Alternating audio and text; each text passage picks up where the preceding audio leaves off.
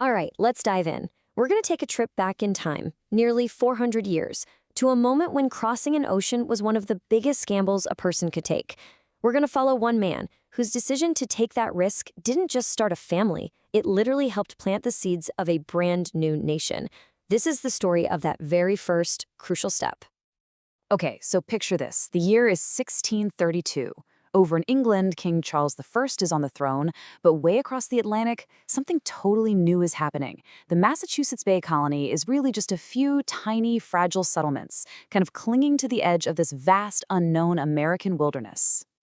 And back in England, well, the ground is shifting under everyone's feet. There's all this political and religious turmoil, and it's making people really nervous. So for a lot of folks, a choice starts to become clear. Do you stay and face a future you can't predict? Or do you risk absolutely everything for a shot at building a new world from the ground up? For a brave few, that decision was made. They were leaving. And that's where our story really begins, with one of those journeys. It's the story of a man named William Kelsey.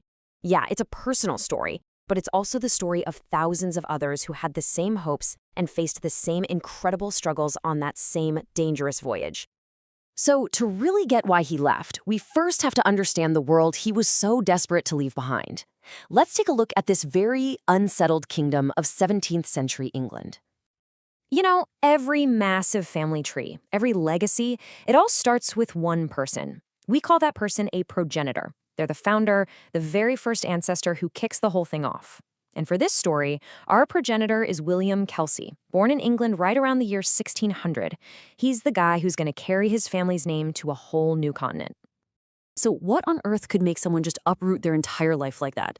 Well, there were these powerful forces literally pushing people out of England. Things like religious conflict and major political drama with the king. But then there was this incredible pull from America, the promise of owning your own land, which was a dream that was basically impossible for a regular person back in England. And maybe even more powerful was the chance to build a whole new society based on your own beliefs. Now, a journey this huge wasn't something you just did on your own. William Kelsey was actually part of an organized group, a community, with a shared mission, a group that we now know as the Braintree Company. And here's what's so fascinating. This wasn't just a random collection of people who happened to get on the same boat. A huge chunk of the settlers who would go on to found Newtown all came from the same little corner of England, County Essex. These were neighbors, friends, an entire community that decided to move together. And the spiritual engine, the guy really driving this whole movement, was often a charismatic leader. For these people from Essex, that leader was the Reverend Thomas Hooker. This was a man with powerful beliefs who preached this vision of a pure community, free from all the corruption they saw in the Church of England. He gave them the faith they needed to make the leap.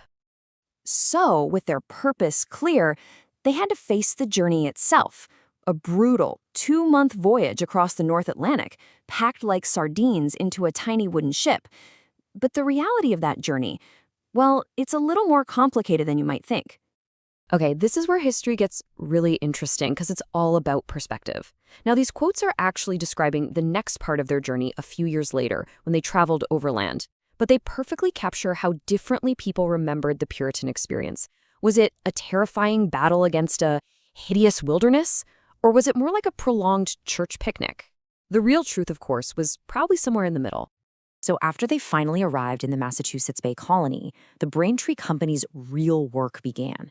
I mean, they weren't just moving into a new place. They were literally building a town out of nothing. They were forging Newtown. They called their new settlement Newtown. And while that name might not ring a bell today, its modern name definitely will. This tiny little outpost on the frontier would one day become Cambridge, Massachusetts. Yep, home to Harvard University. But back in 1632, it was just a clearing in the woods. And this wasn't some random jumble of huts either. Newtown was a planned community from the get-go. You can see how the home lots were all carefully laid out along roads like Marsh Lane and Creek Lane. And if you look really close, the records show us exactly where William Kelsey's property was, right on the edge of town, facing the wilderness. The very first time William Kelsey's name shows up in the official records of America, it's not for anything grand. It's next to this one kind of cryptic entry. 3 rods. So what in the world could that possibly mean? 3 rods was William's assigned piece of the common pales, which was the big, shared fence that protected the entire settlement. You have to imagine, that fence was the thin wooden line between their new civilization and, well, everything else. William's share, those 3 rods, was about 50 feet of that wall. This wasn't just a chore. It was his literal and figurative stake in this new community. It was his buy-in. And that small stake in the common fence, that was just the beginning. It was the foothold that let him start building a real life and claim his own piece of the new world. This was the progenitor's stake. And this is where you can just see the American dream taking shape in real time. I mean, look at this timeline. In 1632, he's responsible for a piece of fence. Just 1 year later, he gets a plot in the communal cow yard. The next year, 3 acres of farmland. And by 1635, he's got shares in 2 different meadows. You're watching a man rapidly establish himself, getting the one thing he could never get in England: land. Just stop and think about that transformation for a second. In only 3 years, William Kelsey went from being a hopeful migrant with nothing to a landed proprietor in America, a man with property, with assets, with a secure place in his new home. He had actually achieved the dream that brought him across the ocean in the first place. So his journey across the ocean was done. He'd survived it all and had carved out a new life for himself in Newtown. But as we all know, for a progenitor, that's never the end of the story. It's really just chapter 1. And that just leaves us with the big question, right? William Kelsey planted a single family tree, but its branches would spread out across centuries. So how would the descendants of this one man and the thousands of others who made that same journey go on to shape the course of an entire nation? Well, that's a story for another time.